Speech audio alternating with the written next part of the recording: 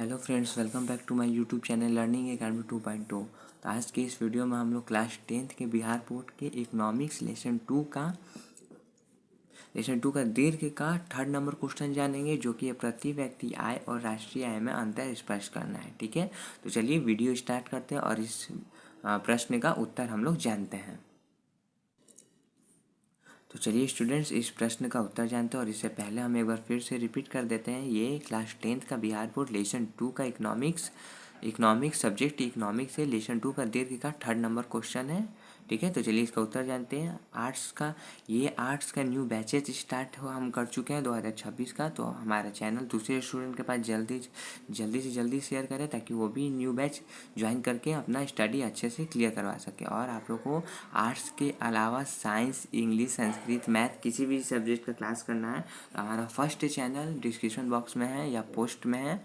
ठीक है, पोस्ट में भी हम पोस्ट कर चुके हैं, तो आप लोग वो उसे भी सब्सक्राइब कर लें, ताकि वो चैनल से भी आप लोग आर्ट्स के अलावा और भी अनदर सब्जेक्ट भी क्लियर करवा सकें। जैसे साइंस हो गया, संस्कृत, मैथ, हिंदी, इंग्लिश, ये सब वहाँ से आप लोग कंप्लीट कर सकते हैं। तो चलिए इसका उत्तर जानते हैं। राष्ट्रीय आय का मतलब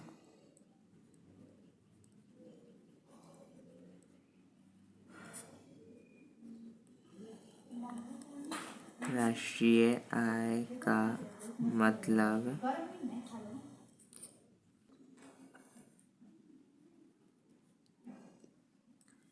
मतलब किसी देश में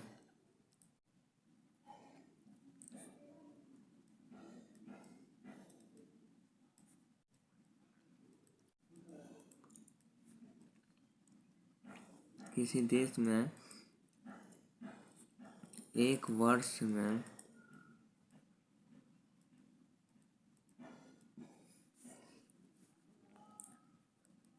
उत्पादित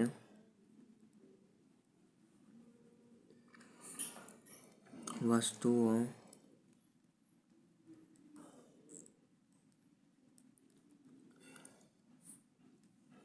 एवं सेवाओं के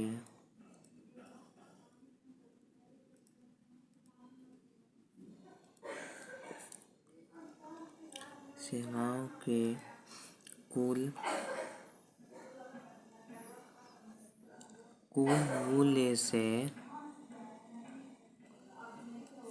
मूल्य से लगाया जाता है।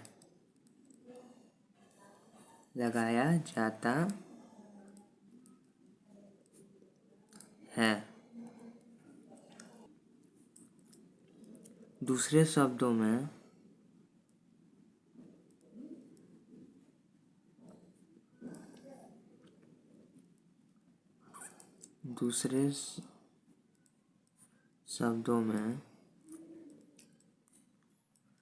देश की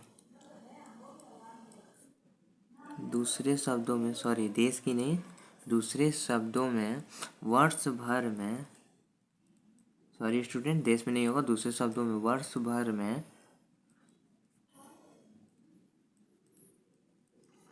भर में किसी देश में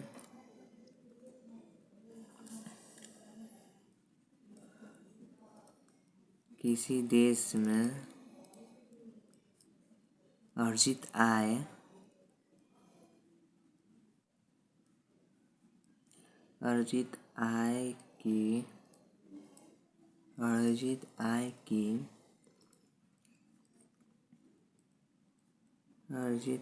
की कुल मात्रा को राष्ट्रीय आय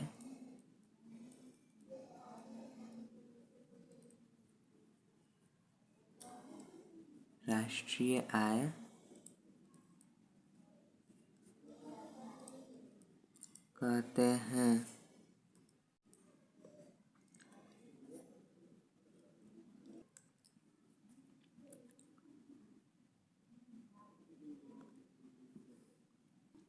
तो हमें राष्ट्रीय आय किसे कहते हैं ये समझ लिए।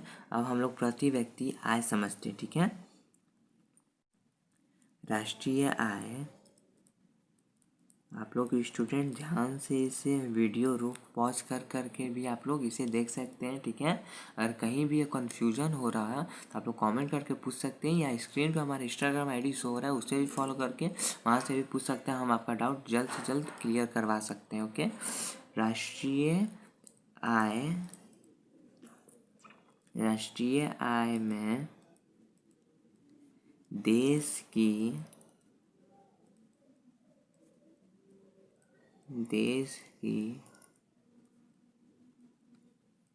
कुल जनसंख्या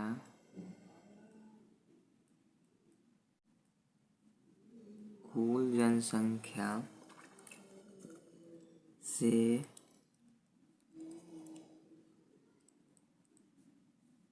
भाग देने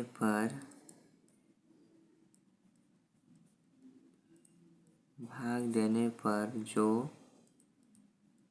भागफल आता है उसे प्रति व्यक्ति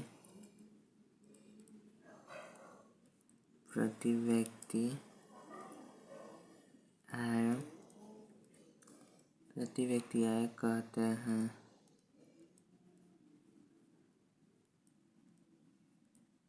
कहते हैं, ठीक है। चलिए एग्जाम्पल भी हम इसका देख लेते हैं कैसे होगा।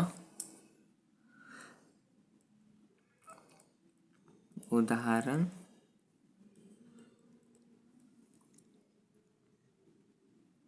सबसे पहले हम लोग लिखेंगे प्रति व्यक्ति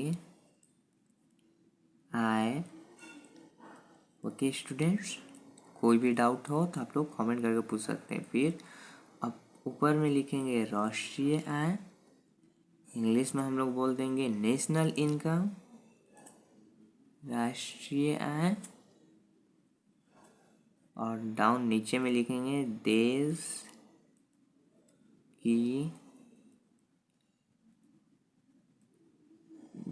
की कुल जनसंख्या,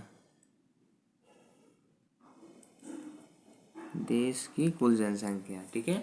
चलिए एक बार इसे अच्छे से समझ लेते हैं। और 2025 में जो हम लाइव क्लासेस करवाए थे, आप लोग को रिवीजन क्लासेस भी करवाए थे 102 बार, तो उसमें हम ये 2025 के जो स्टूडेंट्स हैं, लड़के या लड़की जो भी हों, उसमें हम अच्छे से आप लोग को समझाते हैं प्रति व्यक्ति आय कैसे निकाला जाता है। तो आप लोग हमारा वो रिवीजन क्लासेस देख सकते हैं न्यू स्टूडेंट्स, तो उन्हें अच्छे से समझ में आएगा। क्योंकि अगर बैक क्लासेस आप लोग देखेंगे तो उसमें हम अच्छे से एक एक चीज़ बताए हुए हैं, तो आप लोग वहाँ से अगर वो देखते हैं तो न्यू बैच आप लोग को करने में कोई ज़्यादा प्रॉब्लम नहीं होगी, ठीक है। चलिए एक बार हम लोग क्वेश्चन आंसर अच्छे से समझ लेते हैं।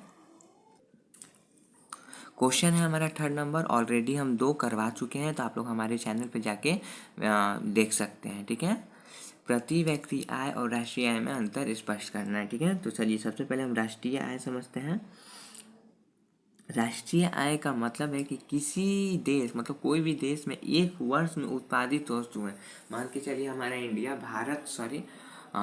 भारत में ही एक साल में जितने उत्पादित वस्तुएं हुए या सेवाओं की कुल मूल्य से लगाया जाता है, ठीक है। कि एक साल में कितने काम हुआ, कितना उत्पादित हुआ, उस सब के सेवाओं के कुल मूल्य से लगाया जाता है। दूसरे शब्दों में हम कहें तो,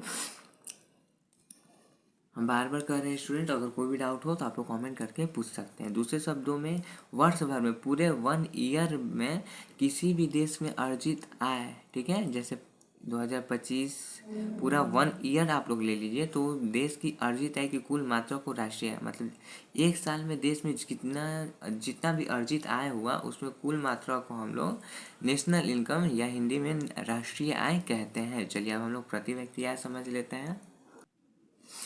राष्ट्रीय आय में देश की कुल जनसंख्या से भाग देने पर राष्ट्रीय आय मतलब नेशनल इनकम, ओके। राष्ट्रीय आय में देश की कुल जनसंख्या, ठीक है, तो कुल जनसंख्या से भाग देने पर भागफल जो आता है उसे प्रति व्यक्ति आय हम लोग करते हैं। तो सबसे पहले हमें प्रति व्यक्ति आय निकालना है, तो प्रति व्यक्ति आय यहाँ लिख देंगे। फिर राष्ट्रीय आय, क्योंकि राष्ट्रीय आय लिखना है। उसके बाद देश की कुल जनसंख्या, ठीक है। तो यहाँ लिखे राष्ट्रीय आय में देश की कुल जनसंख्या पर अगर भाग देते हैं तो राष्ट्रीय आय 2025 में क्या है वो आप लोग गूगल कर लीजिएगा या इंटरनेट से इन्फॉर्मेशन ले लीजिएगा।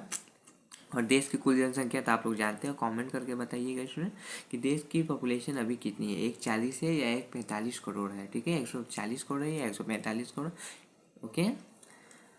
तो आज की इस वीडियो में हम लोग इकोनॉमिक्स का 3rd नंबर क्वेश्चन देखें हम लोग, ठीक है, कि प्रति व्यक्ति आय क्या है और राष्ट्रीय आय में अंतर स्पष्ट करना था, जो कि हम करवा भी दिए। अगर उसके बावजूद अगर कोई भी डाउट है तो आप लोग हमारे यूट्यूब चैनल पे कमेंट करके पूछ सकते हैं, या हमारे स्क्रीन पे इंस्टाग्राम आईडी शो हो रहा है उस पर भी जाके विजिट करके आप लोग पूछ सकते हैं, ठीक है।